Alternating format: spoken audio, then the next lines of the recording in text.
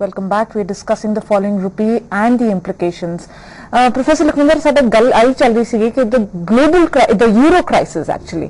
पर जब ऐसी गल करिए 2008 ते 9 जदों होया सीगा global crisis again, the meltdown. Although India was like pretty much saved. तो इस टाइम ਅਸੀਂ ਵਿੱਚ ਹੀ ਆ ਗਏ ਹਾਂ. ਇਹ ਹੈ ਕਿ ਜਿਹੜਾ 2007 ਵਿੱਚ ਕ੍ਰਾਈਸਿਸ ਸ਼ੁਰੂ ਹੋਇਆ ਸੀ ਉਹ ਕ੍ਰਾਈਸਿਸ 7 ਵਿੱਚ ਯੂਐਸ ਵਿੱਚ ਕ੍ਰਾਈਸਿਸ ਸ਼ੁਰੂ ਹੋਇਆ ਸੀ ਔਰ ਯੂਐਸ ਵਾਸ ਦ ਮੇਨ ਅਫੈਕਟਡ ਕੰਟਰੀ। ਸਾਡਾ ਜਿਹੜਾ ਟ੍ਰੇਡ ਹੈ ਜ਼ਿਆਦਾ ਉਹ ਯੂਐਸ ਨਾਲ ਇੰਨਾ ਜ਼ਿਆਦਾ ਨਹੀਂ, ਸਾਡਾ ਯੂਰਪ ਨਾਲ ਜ਼ਿਆਦਾ ਟ੍ਰੇਡ ਸੀ। ਸੋ ਇਸ ਕਰਕੇ ਅਸੀਂ ਉਸ ਵੇਲੇ ਬਹੁਤ ਜ਼ਿਆਦਾ ਇਫੈਕਟ ਨਹੀਂ ਹੋ ਪਾਏ। ਉਸ ਵੇਲੇ ਦੂਸਰੇ ਕੰਮ ਅਸੀਂ ਕੀਤਾ ਸੀਗਾ ਕਿ ਅਸੀਂ ਕੰਟਰੀ 'ਚ ਡੋਮੈਸਟਿਕ ਡਿਮਾਂਡ ਬਹੁਤ ਐਕਸਪੈਂਡ ਕੀਤੀ, ਫਿਸਕਲ ਪਾਲਿਸੀ ਦੀ ਐਕਸਪੈਂਸ਼ਨ ਕੀਤੀ, ਮੋਨਟਰੀ ਪਾਲਿਸੀ ਦੀ ਐਕਸਪੈਂਸ਼ਨ ਕੀਤੀ ਔਰ ਲੋਕਲ ਡਿਮਾਂਡ ਬਹੁਤ ਬਿਲਡ ਕੀਤੀ, ਜਿਸ ਕਰਕੇ ਸਾਡਾ ਇਹ ਬਾਕੀ ਅਸੀਂ ਕੰਸੈਸ਼ਨਸ ਬਹੁਤ ਸਾਰੇ ਇੰਡਸਟਰੀ ਨੂੰ ਕੀਤੇ ਔਰ ਫਾਰਨ ਇਨਵੈਸਟਰਸ ਨੂੰ ਜਿਹੜੇ ਲਗਾਤਾਰ ਕੰਸੈਸ਼ਨ ਕਰਦੇ ਆ ਰਹੇ, ਜਿਹਦੇ ਕਰਕੇ ਸਾਡੇ ਜਿਹੜੇ ਆ ਫਾਰਨ ਇੰਸਟੀਟਿਊਸ਼ਨਲ ਇਨਵੈਸਟਰਸ ਨੇ ਡਿਪੋਜ਼ਿਟ ਮਨੀ ਬਹੁਤ ਕਰਵਾਇਆ ਯੂਐਸ ਡਾਲਰਸ ਵਿੱਚ, ਜਿਹਦੇ ਕਰਕੇ ਸਾਡੇ ਕੋਲ ਹਿਊਜ ਸਟਾਕਸ ਜਿਹੜੇ ਬਿਲਡ ਕਰ ਗਏ। ਇੱਕ ਵੇਲੇ ਸਾਨੂੰ ਇਹ ਲੱਗਦਾ ਸੀ ਕਿ ਫਾਰਨ ਇੰਸਟੀਟਿਊਸ਼ਨਲ ਇਨਵੈਸਟਰ ਦਾ ਜਿਹੜਾ ਮਨੀ ਹੈ ਉਹ ਪਾਰਕਡ ਹੈ ਬੈਂਕਸ ਵਿੱਚ ਤੇ ਉਹਦੇ ਸਾਨੂੰ ਬੜੀ ਵੱਡੀ ਕਾਸਟ ਦੇਣੀ ਪੈ ਰਹੀ ਹੈ, ਪਰ ਅਸੀਂ ਉਹਨੂੰ ਯੂਜ਼ ਵੀ ਨਹੀਂ ਕਰ ਪਾ ਰਹੇ ਅਸੀਂ, ਪਰ ਉਹ ਜ਼ਖੀਰੇ ਦੇ ਤੌਰ ਤੇ ਰਿਜ਼ਰਵ ਦੇ ਤੌਰ ਤੇ ਅਸੀਂ ਬਿਲਡ ਕਰਕੇ ਰੱਖਿਆ ਸੀ ਤਾਂ ਕਿ ਸਾਡੀ ਜਿਹੜੀ ਕਰੰਸੀ ਆ ਉਹ ਸਟੇਬਲ ਰਹਿ ਸਕੇ। ਪਰ over A period of time ਇਹ ਹੋਇਆ ਕਿ ਜਦੋਂ ਯੂਰਪ ਦਾ ਹੁਣ ਕ੍ਰਾਈਸਿਸ ਯੂਰੋ ਜ਼ੋਨ ਦਾ ਕ੍ਰਾਈਸਿਸ ਅਮਰਜ ਹੋ ਕੇ ਸਾਹਮਣੇ ਆਇਆ ਤੇ ਸਾਡਾ ਖਾਸ ਤੌਰ ਤੇ ਕਿਉਂਕਿ ਸਾਡੀ ਜਿਹੜੀ ਵਰਕ ਫੋਰਸ ਵੀ ਜ਼ਿਆਦਾ ਯੂਰਪ ਵਿੱਚ ਹੈਗੀ ਹੈ, ਸਾਡੇ ਜਿਹੜੇ ਉੱਥੋਂ ਰੈਮਿਟੈਂਸਿਸ ਆਉਣੇ ਨੇ ਉਹਨਾਂ ਤੇ ਇਫੈਕਟ ਹੋ ਜਾਂਦਾ, ਸਾਡੇ ਲੋਕਾਂ ਦੀ ਇੰਪਲੋਇਮੈਂਟ ਉੱਥੇ ਇਫੈਕਟ ਹੋ ਜਾਂਦੀ ਹੈ, ਇਸ ਕਰਕੇ ਜਿਹੜੀ ਡਿਮਾਂਡ ਫॉर ਕਰੰਸੀ ਹੈ ਉਹ ਵੱਧ ਜਾਂਦੀ ਹੈ, ਸਾਡੇ ਐਕਸਪੋਰਟਸ ਜਿਹੜੇ ਨੇ ਉੱਥੇ ਜਾਂਦੇ ਨੇ ਉਹ ਫਾਲ ਕਰ ਜਾਂਦੇ ਨੇ। ਆਫ ਕੋਰਸ ਇੱਕ ਪਾਸੇ ਤਾਂ ਜਿਹੜਾ ਯੂਰੋ ਦਾ ਕ੍ਰਾਈਸਿਸ ਹੈ ਉਹ ਸਾਨੂੰ ਇਫੈਕਟ ਕਰ ਰਿਹਾ ਹੈ and the economy is not looking very happy. Europe 'ਚ ਜ਼ਿਆਦਾ ਪ੍ਰੋਬਲਮ ਸੀ ਬਿਕਾਜ਼ ਦੇ ਵਰ ਓਵਰ ਇਨਵੈਸਟਿੰਗ ਔਰ ਦ ਬੈਂਕਸ ਵਰ ਬੇਲਿੰਗ them out ਔਰ ਜਿਹੜਾ ਵੀ ਉਹਨਾਂ ਦੇ ਕ੍ਰਾਈਸਿਸ ਹੋਇਆ ਸੀਗਾ ਕਿ ਯੂਰੋ 'ਚ ਪ੍ਰੋਬਲਮ ਹੈ। ਯੂਰਪ ਦੀ ਜਿਹੜੀ ਸਭ ਤੋਂ ਵੱਡੀ ਪ੍ਰੋਬਲਮ ਇਟਸੈਲਫ ਉਹਦੀ ਪੋਲਿਟਿਕਸ ਵਿੱਚ ਹੈ।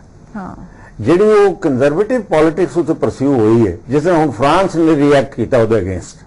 17 ਸਾਲਾਂ ਬਾਅਦ ਉਹਨਾਂ ਪਾਲਿਸੀ ਨੂੰ ਰਿਜੈਕਸ਼ਨ ਕਰਨ ਦਾ ਫਾਰਮੂਲਾ ਸਿਰਫ ਇਲੈਕਸ਼ਨ ਜਿੱਤਣ ਵਿੱਚ ਹੀ ਨਹੀਂ ਹੋਇਆ ਲੈਫਟ ਵਿੰਗ ਦਾ, ਉੱਥੇ ਉਹਨਾਂ ਨੇ ਆਂਦੇ ਸਾਰ ਉਹ ਨਿਹਾਇਤ ਜ਼ਰੂਰੀ ਜਿਹੜੀਆਂ ਪਾਲਿਸੀਜ਼ ਉਹ ਲਾਗੂ ਕਰਨੀ ਸ਼ੁਰੂ ਕਰ ਦਿੱਤੀ। ਜਿਹੜਾ ਯੂਰਪ ਤੇ ਮਿਸਾਲ ਦੇ ਤੌਰ ਤੇ ਕਿ ਪ੍ਰੈਜ਼ੀਡੈਂਟ ਨੇ ਆਪਣੀ ਤਨਖਾਹ 30% ਘਟਾ ਕੇ ਸਾਰੇ ਮਿਨਿਸਟਰਾਂ ਦੀ ਘਟਾਤੀ, ਮਹੀਨੇ ਬਾਅਦ ਉੱਥੇ ਇਲੈਕਸ਼ਨ ਹੋਣੇ ਆ, ਨਾਲ ਇਹ ਫੈਸਲਾ ਕਰ ਲਿਆ ਕਿ ਜਿਹੜਾ ਬੰਦਾ ਇਲੈਕਸ਼ਨ ਨਹੀਂ ਜਿੱਤ ਸਕੇਗਾ ਉਹ ਮਿਨਿਸਟਰ ਨਹੀਂ ਰਹੇਗਾ। 10 ਤੇ 17 ਜੂਨ ਨੂੰ ਹੈ।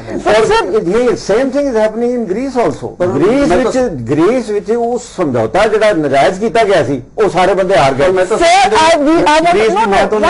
I just want to ask, is the euro, the concept of the euro, is that faulty? No, actually euro concept is faulty in the sense ਕਿ ਫਿਸਕਲ ਪਾਲਿਸੀ ਉਹਨਾਂ ਦੀ ਕੰਟਰੀ ਸਪੈਸੀਫਿਕ ਹੈ ਤੇ ਮੋਨਟਰੀ ਪਾਲਿਸੀ ਉਹਨਾਂ ਦੀ ਕਾਮਨ ਹੈ, ਇਸ ਕਰਕੇ ਦੋਨਾਂ policies ਵਿੱਚ ਕੋਆਰਡੀਨੇਸ਼ਨ ਜਿਹੜੀ ਹੈ ਉਹ ਰੱਖਣੀ ਬੜੀ ਮੁਸ਼ਕਿਲ ਕੰਮ ਹੈ। ਇੱਕ ਗੱਲ ਇਹ ਉਹਨਾਂ ਦਾ ਫਾਲਟ ਜਿਹੜਾ ਬਿਲਕੁਲ ਸਾਹਮਣੇ ਆਇਆ ਕਿ ਯੂਰੋ ਕਰੰਸੀ ਜਿਹੜੀ ਹੈ ਇਸ ਵੇਲੇ ਉਹ ਕਾਮਨ ਹੈ, ਉਹ ਮੋਨਟਰੀ ਪਾਲਿਸੀ ਕਾਮਨ ਹੋ ਜਾਂਦੀ ਹੈ, ਪਰ ਫਿਸਕਲ ਪਾਲਿਸੀ ਲੋਕਲ ਹੈ, ਇੱਕ ਕੰਟਰੀ ਦੀ ਆਪਣੀ ਸਪੈਸੀਫਿਕ ਹੈ। तो जो फिस्कल पॉलिसी ना डेफिसिट निकलता है वो मॉनेटरी पॉलिसी कंपनसेट नहीं कर सकती। that is what we are asking. Okay, the system is faulty to an extent, and that is why the entire country, because of the political ramifications of Greece ही पूरा डूब गया। Right. नहीं, Greece क्यों डूब रहा है? ग्रीस का worker जेड़ा ना जी जर्मन दे बराबर सैलरी तो मंगदा है, ਪ੍ਰੋਡਕਟਿਵਿਟੀ ਉਹਦੀ ਹੈ ਨਹੀਂ, ਪਰ ਉਹਦੇ ਨਾਲ ਇਹ ਹੈ ਕਿ ਜਿਹੜੀ ਗ੍ਰੀਸ ਖਰਚੇ ਘਟਾਉਣ ਨੂੰ ਤਿਆਰ ਨਹੀਂ। ਜਿਹੜਾ ਗ੍ਰੀਸ ਹੈ ਉਹਦੀਆਂ ਸਪੈਸੀਫਿਕ ਪ੍ਰੋਬਲਮ ਨੇ, ਉਹ ਰਿਲੇਟਿਵਲੀ ਦੂਸਰੇ ਕੰਟਰੀਜ਼ ਨਾਲੋਂ ਪੈਰੀਫਰਲ ਕੰਟਰੀ ਉਹਨੂੰ ਕਹਿੰਦੇ ਆ ਗ੍ਰੀਸ ਨੂੰ, ਯੂਰੋ ਜ਼ੋਨ ਦਾ ਪੈਰੀਫਰਲ ਕੰਟਰੀ ਹੈ। ਉਹਦੇ ਚ ਇੰਪਲੋਇਮੈਂਟ ਜਿਹੜੀ ਹੈ ਬਹੁਤ ਫਾਲ ਕੀਤੀ ਹੈ, 18% ਅਨਇੰਪਲੋਇਮੈਂਟ ਰੇਟ ਹੈ, ਵੈਰੀ ਹਾਈ। ਪਰ ਆਪਾਂ ਵਾਪਸ ਆਪਣੇ ਕੰਟਰੀ ਤੇ ਫੋਕਸ ਕਰੀਏ ਤੇ ਉਹਦਾ ਇੰਪੈਕਟ ਸਾਡੇ ਤੇ बिल्कुल as a student of political economy मेरी ये समझ है कि यूरोप विच भी और अमेरिका विच भी जिहड़ी कंजरवेटिव लोग हैं, जिहड़े राइट विंग है जड़ा उसकी लगातार इज्जत घटती जा रही है, उसके खिलाफ प्रोटेस्ट बड़ियां हो रही हैं। हुण जे इन्हां प्रोटेस्ट नूं बेवकूफाना हरकत समझा जाए कि यानी जिहड़े अनडिजर्विंग लोग हैं वो ज्यादा पैसे मांग रहे, एक ए रिव्यू हो सकता है, कुछ लोगों का रिव्यू है, इंडिया तो जड़ा कुछ लोगों का रिव्यू है।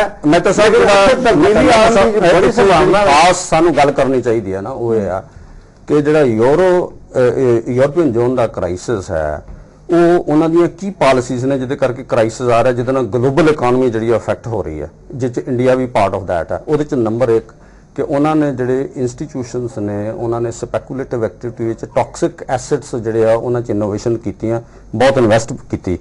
ਜਦੋਂ ਉਹਨਾਂ ਦੇ ਉਹ ਐਸੈਟਸ ਜਿਹੜੇ ਆ ਫੇਲ ਹੋਏ ਨੇ, ਕਿਉਂਕਿ ਅਨਐਮਪਲੋਇਮੈਂਟ ਬਹੁਤ ਹੋਣ ਕਰਕੇ ਡੋਮੈਸਟਿਕ ਡਿਮਾਂਡ ਜਿਹੜੀ ਆ ਉਹ ਘਟਣ ਕਰਕੇ ਉਹਨਾਂ ਦਾ ਜਦੋਂ banks institution financial institution fail ਹੋਈਆਂ ਨੇ, ਉਹਨਾਂ ਨੇ ਹੈਵੀ ਪੈਕੇਜ ਗਵਰਨਮੈਂਟ ਨੇ ਦਿੱਤੇ ਨੇ।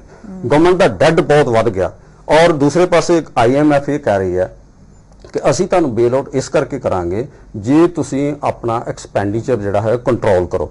ਜਦੋਂ ਐਕਸਪੈਂਡੀਚਰ ਕੰਟਰੋਲ ਕਰਦੇ ਤਾਂ ਡਿਮਾਂਡ ਕੰਟਰੋਲ ਹੋ ਜਾਂਦੀ ਹੈ, ਤੇ ਇਸ ਕਰਕੇ ਉਹਨਾਂ ਦੀ ਜਿਹੜੀ ਡਿਮਾਂਡ ਜਦੋਂ ਘਟਦੀ ਹੈ ਤੇ ਹੋਲ ਵਰਲਡ ਨੂੰ ਉਹ ਅਫੈਕਟ ਕਰਦੀ ਹੈ, ਕਿਉਂਕਿ ਇੰਪੋਰਟਸ ਬਹੁਤ ਨੇ ਉਹਨਾਂ ਦੀ। ਸਾਈਡ ਇਫੈਕਟ ਦੇਖ ਰਹੇ, ਰੁਪਈ ਜਿੱਦਾਂ ਹੀ ਘਟ ਰਿਹਾ ਹੈ, ਜਿਵੇਂ 54 ਜਾਂ 56 ਦੀ ਗੱਲ ਕਰ ਰਹੇ ਹਾਂ, ਅਗਰ 56 ਤੇ ਰੁਪਈ ਆ ਗਿਆ ਦੈਨ ਨਿਫਟੀ ਜਿਹੜੀ ਹੈ ਸੈਂਸੈਕਸ ਜਿਹੜਾ ਹੈ ਨਾ ਇਹ ਤੋਂ ਹੋਰ ਗਿਰ ਜਾਏਗਾ 500 ਪੁਆਇੰਟ। ਉਹਦੇ ਨਾਲ ਕੀ ਹੈ, ਫੋਰਨਰਸ ਇਸ ਚੀਜ਼ ਤੋਂ ਡਰਦੇ ਹੋਏ ਮਾਰਕੀਟ 'ਚ ਪੈਸਾ ਪਾ ਹੀ ਨਹੀਂ ਰਹੇ। ਐਂਡ ਮੇਨ ਸੋਰਸ ਹੈ ਸਾਡਾ ਡਾਲਰ ਆਉਂਦਾ। ਸਟਾਕ ਮਾਰਕੀਟ ਦੇ ਵਿੱਚ ਅਗਰ ਪੈਸਾ ਨਹੀਂ ਆਏਗਾ, ਉੱਥੇ ਤੁਸੀਂ ਰੋਜ਼ ਦੇਖੋ 1000 ਕਰੋੜ ਦੀ ਬਾਇੰਗ, 2400 ਕਰੋੜ ਦੀ ਬਾਇੰਗ, ਇਤਨੀ ਬਾਇੰਗ ਹੁੰਦੀ ਸੀ, ਹੁਣ ਆ ਰਹੀ ਹੈ 570 ਕਰੋੜ ਦੀ ਸੈਲਿੰਗ, 100 ਕਰੋੜ ਦੀ ਸੈਲਿੰਗ। मतलब पैसा आना तो रुक भी गया, निकलना शुरू हो गया। तो फिर कंटिन्यू नहीं एक पासे तो साडी फाइनेंस मिनिस्टर कह रहे कि पैनिक ना करो, but now how do you stabilise? जिथे पैनिक वर्ड आ गया मींस पैनिक है। पैनिक वर्ड यूज ही ताई कीता जांदा जी। मैं साडी फाइनेंस मिनिस्ट्री पहले यूज ही ताई कीता जांदा। फाइनेंस मिनिस्ट्री दी ये गल कोई फजूल गल नहीं है कि पैनिक ना करो। पैनिक फाइनेंस मिनिस्ट्री की हर आदमी नु पैनिक कीते नाल ते कोई समस्या हल नहीं, जवाब देना। पैनिक जेड़ा प्रॉब्लम नवी होर क्रिएट जरूर कर सकदा, क्योंकि सब तो ज्यादा पैनिकर जेड़ा ना इन्वेस्टर होंदा।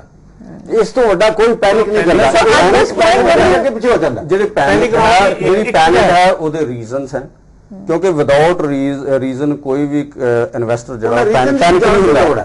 ਤੇ ਇਸ ਕਰਕੇ ਜਿਹੜਾ ਰੀਜ਼ਨ ਹੈ ਮੇਨ ਉਹ ਇਹ ਹੈ ਕਿ ਜਿਹੜੀ ਜਦੋਂ ਤੁਹਾਡੀ ਡਿਪਲੀਸ਼ਨ ਹੁੰਦੀ ਹੈ ਕੰਟੀਨਿਊਸਲੀ ਫਾਰਨ ਕਰੰਸੀ ਰਿਜ਼ਰਵਸ ਵਿੱਚ, ਤੇ ਬਹੁਤ ਸਾਰੇ ਲੋਕ ਜਿਹੜੇ ਨੇ ਉਹ ਫਿਊਚਰ ਗੇਨਸ ਵਾਸਤੇ ਕਰੰਸੀ ਜਿਹੜੀ ਹੈ ਉਹਨੂੰ ਬਹੁਤ ਜ਼ਿਆਦਾ ਬਾਇੰਗ ਆਪਨ ਕਰਨ ਲੱਗ ਜਾਂਦੇ ਆ। ਤੋਂ ਇਸ ਕਰਕੇ ਜਿਹੜੀ ਐਕੂਮੂਲੇਸ਼ਨ ਟੈਂਡੈਂਸੀ ਆਫ ਐਕੂਮੂਲੇਸ਼ਨ ਆ ਜਾਂਦੀ ਹੈ। ਪੈਨਿਕ ਨਾ ਹੁੰਦਾ ਇੱਕ ਵਜ੍ਹਾ ਹੈ ਕਰੋੜ ਗਿਰ ਰਿਹਾ। ਦੇਖੋ ਕਰੋੜ ਵੀ ਤਾਂ ਗਿਰ ਰਿਹਾ, ਪੋਜ਼ਿਟਿਵ ਪੁਆਇੰਟ ਹੀ ਤੇ ਆ। ਐਂਡ ਗਵਰਨਮੈਂਟ ਨੇ 1 ਸਾਲ ਲਈ ਗਾਰ ਨੂੰ ਡੈਫਰ ਕਰਤਾ, ਇਹ ਪੋਜ਼ਿਟਿਵ ਪੁਆਇੰਟਸ ਨਹੀਂ ਹੈ। ਐਂਡ NRI ਬੱਚੇ ਜਿਹੜੇ ਸਾਡੇ ਅੱਜ ਬਾਹਰ ਨੇ ਉਹ ਪੈਸਾ ਜ਼ਿਆਦਾ ਭੇਜਣਗੇ। दूसरी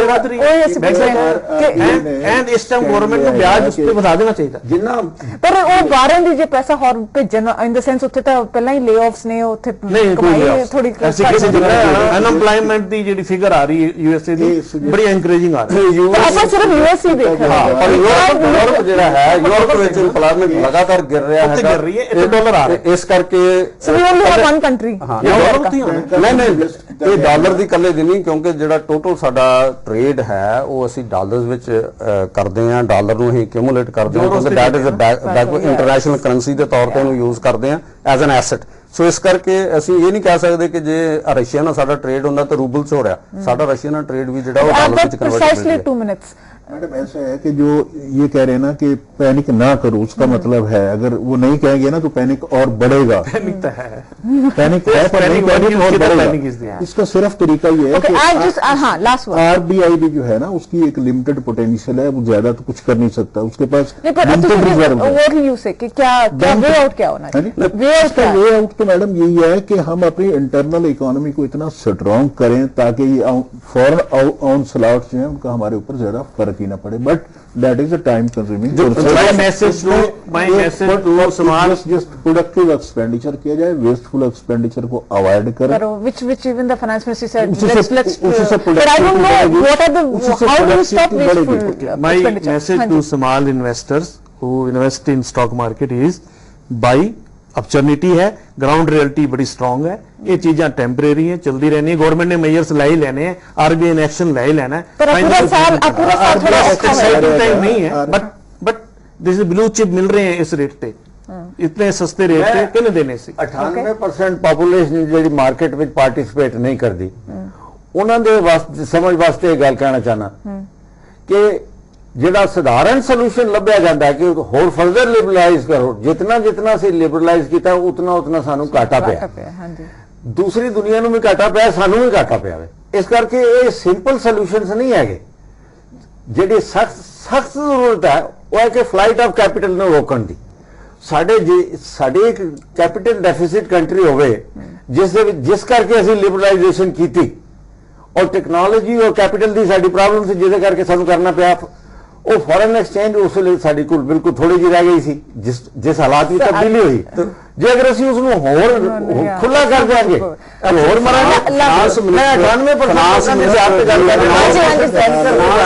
ਦੀ ਜਿਹੜੀ ਅਨਾਉਂਸਮੈਂਟ ਹੈ ਕਿ ਪੈਨਿਕ ਨਾ ਕਰੋ, ਉਹਦੇ ਨਾਲ ਕ੍ਰੈਡੀਬਿਲਿਟੀ ਵੀ ਚਾਹੀਦੀ ਹੈ, ਜਿਹਦੇ ਨਾਲ ਉਹਨਾਂ ਨੂੰ ਪਾਲਿਸੀਜ਼ ਅਨਾਉਂਸ ਕਰਨੀਆਂ ਚਾਹੀਦੀਆਂ ਸਾਈਮਲਟੇਨੀਅਸਲੀ, ਜਿਹਦੇ ਨਾਲ ਉਹ ਲੋਕਾਂ ਦਾ ਕੌਨਫੀਡੈਂਸ ਵਿਨ ਕਰ ਸਕਣ ਕਿ ਇਹ ਪਾਲਿਸੀਜ਼ ਅਸੀਂ ਲਗਾ ਰਹੇ ਹਾਂ, ਜਿਹਦੇ ਨਾਲ ਜਿਹੜਾ ਰੂਪੀ ਹੈ ਉਹ ਸਟੇਬਲ ਹੋ ਜਾਏਗਾ। ਇਸ ਕਰਕੇ ਜਿਹੜਾ ਸਪੈਕੂਲੇਟਿਵ ਐਕਟੀਵਿਟੀਜ਼ ਆ ਉਹਨਾਂ ਨੂੰ ਥੰਮ ਹੋਣਾ ਚਾਹੀਦਾ, ਔਰ ਇਹ ਤੇ ਰੈਗੂਲੇਟਰੀ ਮੇਜਰ ਜਿਹੜਾ ਅਨਾਉਂਸ ਕਰਨੇ ਚਾਹੀਦੇ, ਉਸ ਤੋਂ ਬਿਨਾਂ ਪੈਨਿਕ ਵੀਡੀਓ ਨਹੀਂ। Fiscal consolidation and reduction of subsidies they are also very important. ਅਸੀਂ ਇੰਜੇ ਪੈਸਾ ਸੁੱਟੀ ਜਾ ਰਹੇ ਹਾਂ ਬਿਨਾਂ। Thank you so much. Thank you so much for giving us all of that. Well, the Finance Minister Pranab Mukherjee insists that the Indian growth story is intact. That is increasingly looking rather optimistic. Though some have always questioned the nature of growth and its limited beneficiaries, the impact of the surging rupee against the dollar impacts the lives of every Indian, and that is a very worrying sign. Well, that's what we have for Prime Debate. Thank you for watching.